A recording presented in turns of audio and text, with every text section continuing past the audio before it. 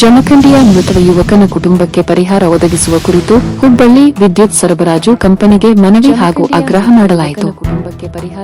ಕಳೆದ 9 ತಿಂಗಳ ಹಿಂದೆ ದರ್ಶನ್ ಎಂಬ ಅಪ್ರಾಪ್ತ ಬಾಲಕ ಜಮಖಂಡಿ ಊರಿನಲ್ಲಿ ದೇವಸ್ಥಾನಕ್ಕೆ ಬಣ್ಣ ಹಚ್ಚುವಾಗ ಎಸ್ಕಾಂ ಇಲಾಖೆಯ ತಂತಿಯು ಆಕಸ್ಮಿಕವಾಗಿ ತಗಲಿ ಬಾಲಕ ಮೃತಪಟ್ಟಿದ್ದು ಅತ್ಯಂತ ದುರ್ದೈವದ ಸಂಗತಿಯಾಗಿದೆ.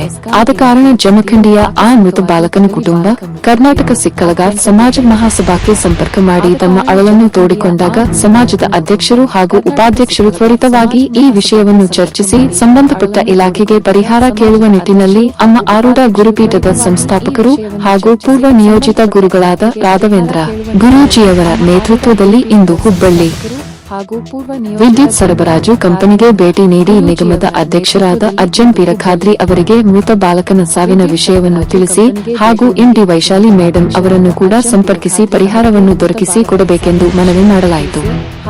ಅದರ ಪ್ರತಿಯಾಗಿ ಅಧ್ಯಕ್ಷರು ಹಾಗೂ ಅವರು ಸಕಾರಾತ್ಮಕವಾಗಿ ಸ್ಪಂದಿಸಿ ಸಂಬಂಧಪಟ್ಟ ಅಧಿಕಾರಿಗಳಿಗೆ ಪರಿಶೀಲನೆಗೆ ಆದೇಶವನ್ನು ಕೂಡ ಮಾಡಿದ್ದರು ಎಂದು ಹೇಳಲಾಗುತ್ತಿದೆ. ಈ ಸಂದರ್ಭದಲ್ಲಿ ಅಮ್ಮ ಆರೂಢ ಗುರುಪೀಠದ ಸಂಸ್ಥಾಪಕರು ಹಾಗೂ ಸಿಕ್ಕಲಗಾರ್ ಸಮಾಜದ ಗುರುಗಳಾದ ರಾಘವೇಂದ್ರ ಗುರೂಜಿ, ಕರ್ನಾಟಕ ಸಿಕ್ಕಲಗಾರ್ ಸಮಾಜ ಮಹಾಸಭಾ ರಾಜ್ಯಾಧ್ಯಕ್ಷರು ಹರೀಶ್ ಜಂಗ್ಲಿ, ರಾಜ್ಯ ಉಪಾಧ್ಯಕ್ಷರಾದ ಸಂಜು ಬುಗಡಿ, ಪದಾಧಿಕಾರಿಗಳಾದ ಅಶೋಕ ಕಟ್ಟಿಮನಿ, ನಾಗರಾಜ್ ಕುಮಾರ್, ಹರಪನಹಳ್ಳಿ ವಿಶ್ವನಾಥ್ ಬೂದಣ್ಣವರ್ ಹಾಗೂ ಜಮಖಂಡಿಯ ಮತ ಯುವಕನ ಕುಟುಂಬ ಹಾಗೂ ಗುರು ಹಿರಿಯರು ಉಪಸ್ಥಿತರಿದ್ದರು. ಹರಪನಹಳ್ಳಿ ವಿಶ್ವನಾಥ್ ಬೂದಣ್ಣವರ್ ಹಾಗೂ ಜಮಖಂಡಿಯ ಮತ ಯುವಕನ ಕುಟುಂಬ ಹಾಗೂ ಗುರು ಹಿರಿಯರು ಉಪಸ್ಥಿತರಿದ್ದರು.